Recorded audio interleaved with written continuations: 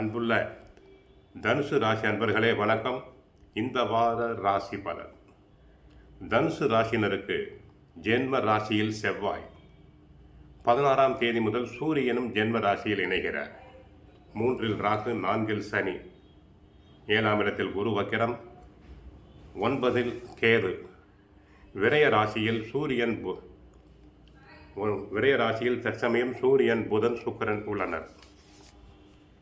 ஆக ஜென்மராசியில் செவ்வாய் 4 இருப்பதாலும் 4இல் சனி இருப்பதாலும், அர்த்தாஷ்டம சனியாக இருப்பதாலும், ராசியாதிபதி குரு பகவான் வக்கரகதியில் இருப்பதாலும் எதிலும் நிதானம் தேவை.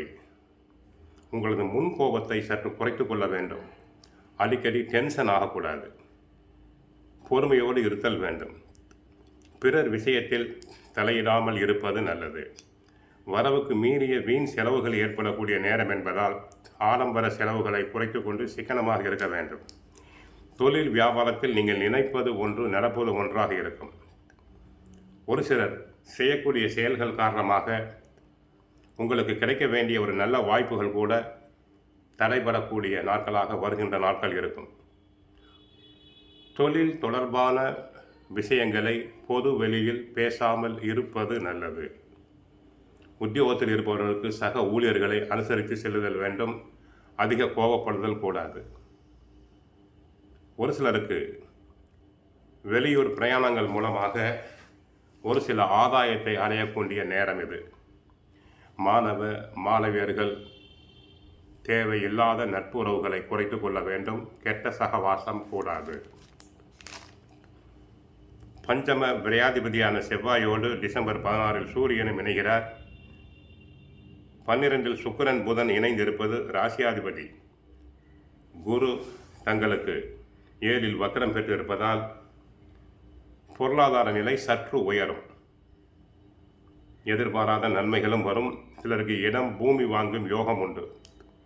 கடன் சுமை குறையலாம். சிலருக்கு சுபகாரிய முயற்சிகள் நிறைவேறும்.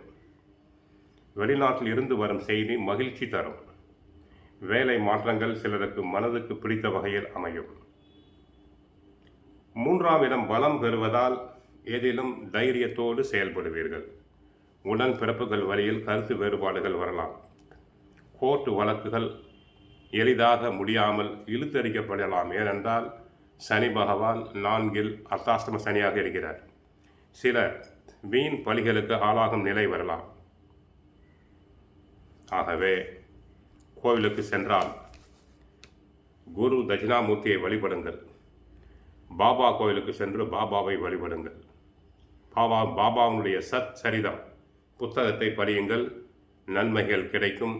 வாழ்க வளமுடன். மங்களம் உண்டாகட்டும்.